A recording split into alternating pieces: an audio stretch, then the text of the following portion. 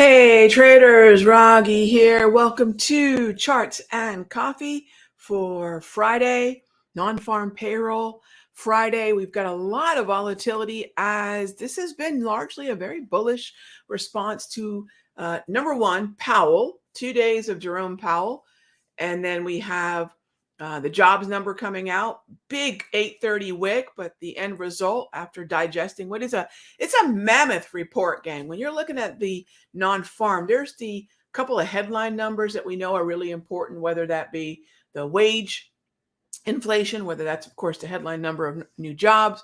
But then there's all these underlying reports that take about 10 to 12 minutes to really be digested. So you'll see after the 8:30 hot zone, it takes about 10 minutes and then direction becomes a little bit more obvious. Now, in terms of what we're going to see at 9:30, typically what we're looking for is an echo, right? We're looking for that 9:30 echo in terms of, hey, what did we see at 8:30 Eastern? What was the response that futures traders had? And then now we're looking at the Wall Street Open, and they're pretty much going to echo what happened at 8:30. I'll tell you, I look at this week and I look back on my notes, and if there's anything that I wish I would have done, it's really been a little bit more aggressive with the confidence that we continue to see a lot of strength. Um, it's better to think about what if I put on a lot of long positions and Powell starts talking on a Wednesday and he just punches the market in the mouth. It's better to think about what that would mean to my account than the other way, right? If you want to think about filing things under what maps to account blowups, it's thinking about profit all the time. It's thinking about what can I do to grow my account, and will this win, and how much will I make? Of course, that's part of the conversation. But what keeps us in the game, I was thinking about that this morning. I was making the commute, walking over here to the office. It's about a 75-second commute. I'm making my commute and I'm thinking, gosh, all these decades later, why am I still at the game? And it's really two things. It's really two things. One, follow the trends. And really it should be find and follow the trends. And number two, manage risk. The profits will take care of themselves. We took two relatively conservative positions. I could have been a lot more active, and I'm glad I wasn't, because the point is to grow the account. We have our long Uber, which we've already taken profit on, and we want to see a little bit more upside out of, follow through. And we have Visa. Now that candle on Visa might look really daunting until you take a look at take a peek here, until you take a look at the daily price movement range. That daily price movement range told us that, hey, this is where the volatility support is. It's almost invisible to every other market participant. They don't know that there's a volatility pattern. I say this with a high degree of confidence because I created these things, right? They just didn't exist until we said, hey, there's a way we can curate data. There's a way we can plot that on the screen. And now we know where certain levels of support are waiting. We took advantage of that yesterday, and we're looking for some follow through here today. But the cool thing is, gang, where you get in matters a lot. We entered down in this area, right? We didn't enter here. That's what Momo chasing is about. We didn't enter up here, right? These are going to be ultimately target levels here and here potentially, right? But when you buy the dip, because, hey, dips happen. When you buy the dip, what you're able to do is take advantage of simply the market retracing where it came from, just doing something it did before, really naturally.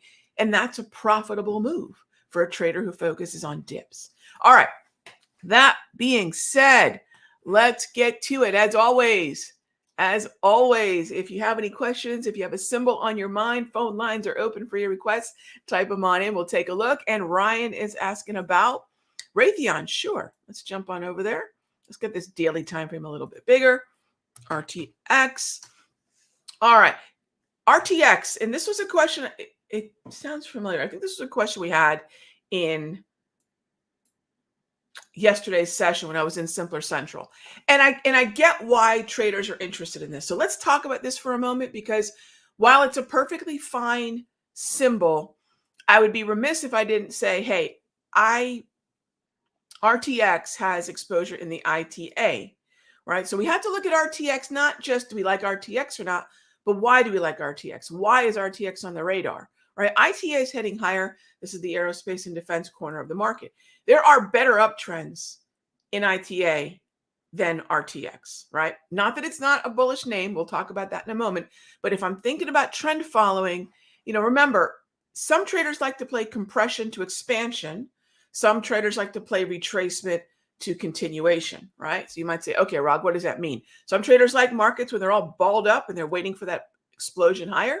Other traders like to see things that are moving higher go on sale and then continue to move higher, right?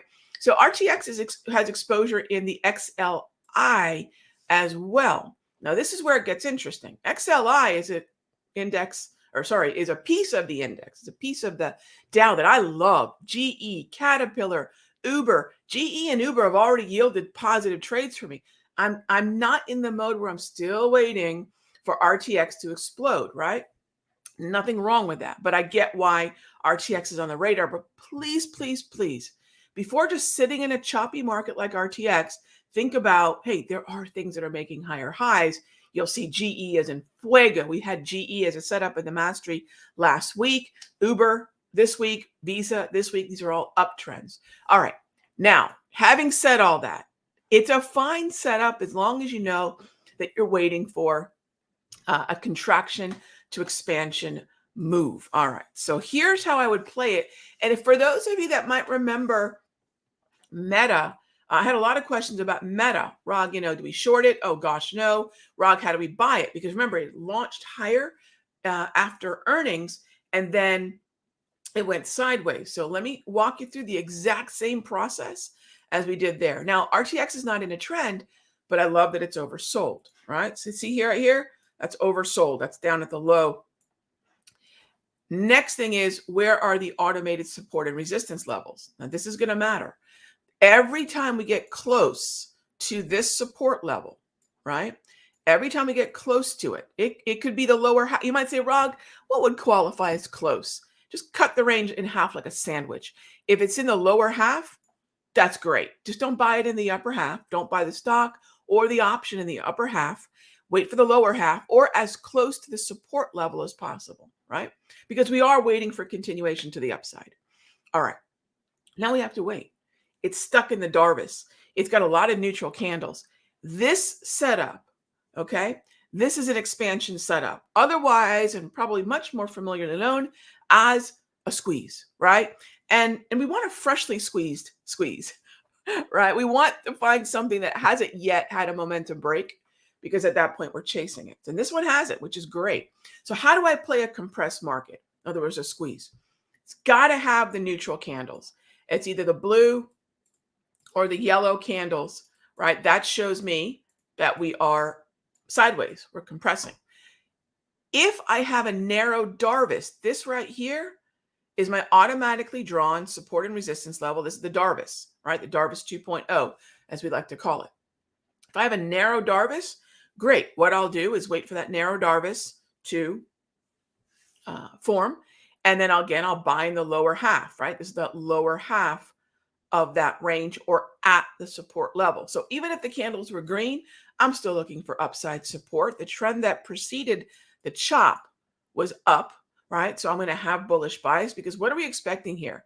This is a continuation play. It just happens to be a continuation play that's gone into a neutral trend, but I'm still going to expect upside continuation. And that's really it.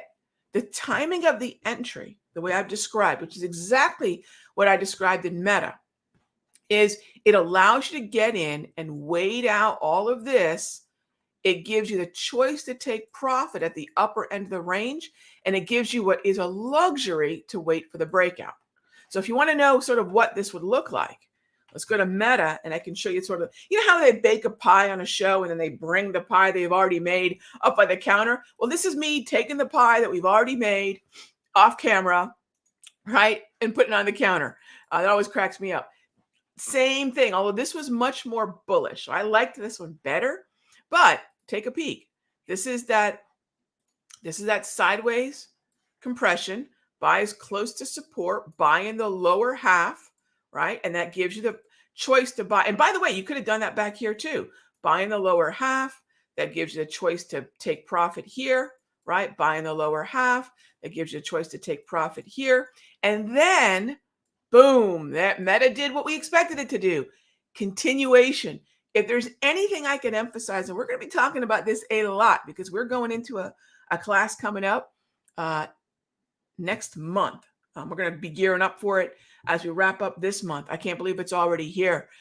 We are going to be talking about what has been an amazing 2024. People have been waiting for trends again. They are here. Meta is a great example. RTX could be a great example. GE, Uber, financials, there are up trends to be had.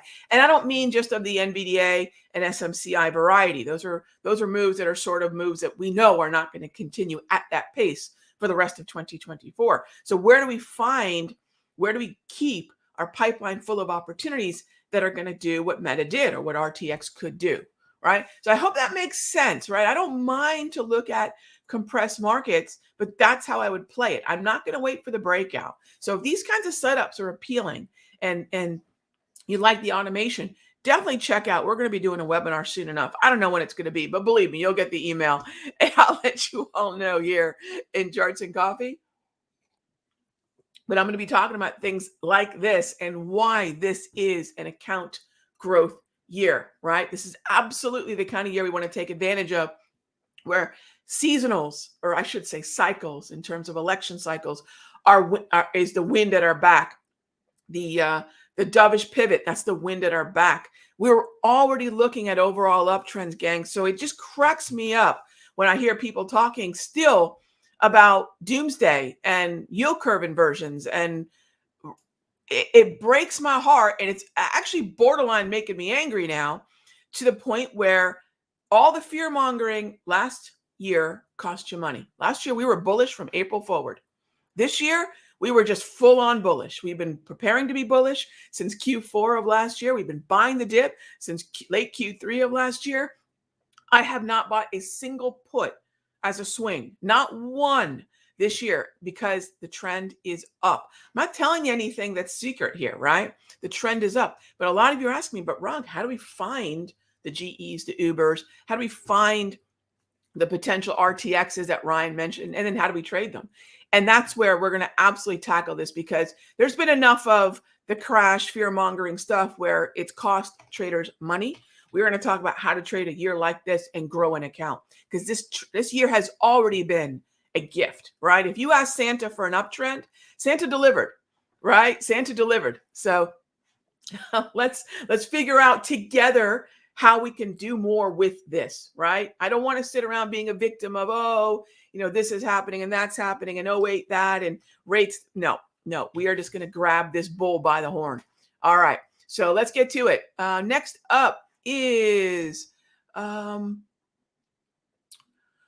what do I think about tape reading? Sergio, look, if I was trading back in the 20s and I'm sitting next to a ticker tape and that's all I had, tape reading is price, right? And price is one of, and I love price. We all like price, whether we're looking at time and sales on level 2 or depth of market expanded, or just looking at our charts. We all look at price. Tape reading is just a fancy way, or old school way, really, of saying I'm looking at price. But why would I look at only one factor of the market? Because there are 4, right? So every now and then, some trader is going to say, all you need are naked charts and price. And that's cute. I think that's a bit of a bravado, that's kind of that whole naked chart thing, which is very popular. Good for them. And that's the way they want to do it. There's many ways we can play this game. There are 4 factors, whether those folks want to own up to it or not. There are 4 factors that affect the market. Time and price are probably the most common. We know there's going to be non-farm payroll at 8:30, and we know there's going to be price action related to that. But what about volatility? What about volume, right? And if we add all of those together, price, time, volatility, volume, we get a 4-dimensional look at the symbol that we're trading, rather than 1-dimensional. Yes. So tape reading is great. I think we all inadvertently do it when we're looking at a chart. I think more specifically, tape readers tend to be scalpers. So they might be looking at time and sales. What do I think about it? Been there, done that. I want bigger moves than that, Sergio. And I think we all should be comfortable reading price, but I don't think that's the end all be all, nor should we stop at price alone. Get good at that and then add to it, right? Get really good at that skill and then find more that you can continue to layer that knowledge of what's happening in the market. So again, time, volatility, volume. CRM is a good looking symbol. I like CRM. BLP, it's an uptrend.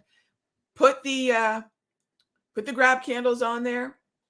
Put the daily price movement range on there.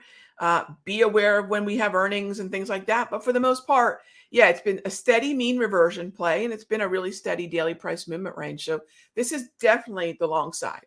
Yeah, that's it, right? This is definitely the long side. Looking at the gray zones where the green meets the gray, as I like to say, for long calls. That's really it. That's really it.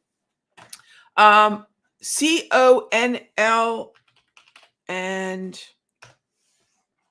SOXL. So both of these, for those of you that don't know, any of these L symbols are typically direction shares, right, Randy? And they're leveraged ETFs. Now that means there is something else that's a non-leveraged version. So it's really important to know what the composition of these leveraged versions are. Now somebody asked me about SOXL in the Simpler Central room yesterday. And, you know, while I look at I can look at SOXL, I'm going to be focused more on SMH, right? But again, however you want to look at semis is, and I'm bringing that up. I know that was the second symbol you mentioned. So that's the semis, right? So there is something that's going to be a touchstone symbol. What I mean by that is something that's not leveraged, right? So if I look at SOXL, the thing that I brought up yesterday is SOXL has many of the same stocks as SMH. It's still very much, so if you're looking at SOXL, you're looking at three symbols. You're looking at NVIDIA, AMD, and AVGO. Now, here's the quirky thing that yesterday in the Simpler Central room, they didn't know. The fourth component weighted in these direction daily semiconductor 3X bull shares, right, is the US dollar. The US dollar is going to weaken. It already is. As we embark on rate cuts in the US, as we prepare to embark on rate cuts, we're getting ready to be ready, right? Euro is going to head higher. US dollar is going to head lower. That's about 7% of this thing. So this is very much a play primarily on NVIDIA, AMD, and AVGO. If you like those, then that's the way to go. I prefer the SMH route, but we're pretty much playing the same thing. But SMH is constructed in terms of the weighting in a very different way than SOXL. And that's something that I would remember and keep an eye on because it really is a play on three stocks. As far as COXL, I'm not super, was that the other symbol? Sorry, let me go back there. The CONL, sorry, CONL. So if I'm looking at CONL, and I don't know anything about CONL, to be quite frank, Granite shares 2X long coin. Oh, okay. The coin daily ETF. Got it. I don't know anything about this. I would definitely check the liquidity on it. I think it's probably, I'm sure, since it's a very buzzy thing right now, it's for sure. The coin daily ETF is, I'm looking at the composition right now. It's a very quirky one. I don't know what to make of this one. I'm not going to trade something that I don't know when I crack open what it is that's inside of it. So while it's called the coin daily ETF, I mean, is it moving like COSL? There we go. I keep mistyping it. Sorry. CONL. Sorry. CONL. My gosh, Rob. See, this is how often I'm even looking at this stuff. Oh my gosh, Rob. Come on. Coffee hasn't kicked in clearly. So when I look at CONL, as long as it's moving like coin, which I'm assuming that's what it's supposed to be doing. Don't know. I don't know. When you crack open it, find out what the holdings are, just like we talked about with SOXL, and then go from there. I really should not. I cannot speak intelligently on this one because I just don't know what the composition is, right? But if it's tracking with what you think it should be tracking with, great. I don't like the leverage tools, though. It's not my cup of tea. However, they're clearly fine as long as they're liquid, right? Okay, cool. All right. Next up is gold. Thoughts on gold? Sure. So if I'm going to play GLD, it's got to be a GC name. Oh my gosh, it's 921 already. Yeah, buy the gray zone. I mean, whenever we're starting to see these trends, and this GC has started to turn into a trend, which is great. So once I've got the trend on GC, GLD is fair game, gray zone, and that's what I'm going to continue to look for. As long as GC and ZB, so gold and bonds, are moving together, I'm right as rain.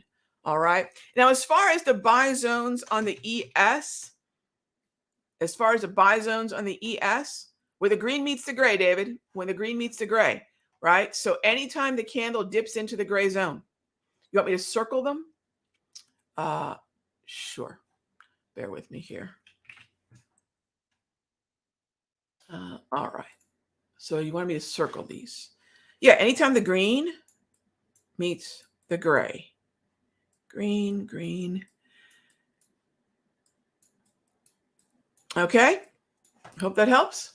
All right. Okay, gang. Be good to each other. I'll talk with you soon. I'll see you on Top Tier Outlook on Sunday at 6 p.m. And in the meanwhile, we're getting past some major macro data with non-farm. Heads up this morning, but remember, we could see a lot of volatility right on the open when we get the echo from the 830 hot zone. All right. Swing trades are working. Follow the trend. Ignore the fear mongers. They've cost you money for well over a year now.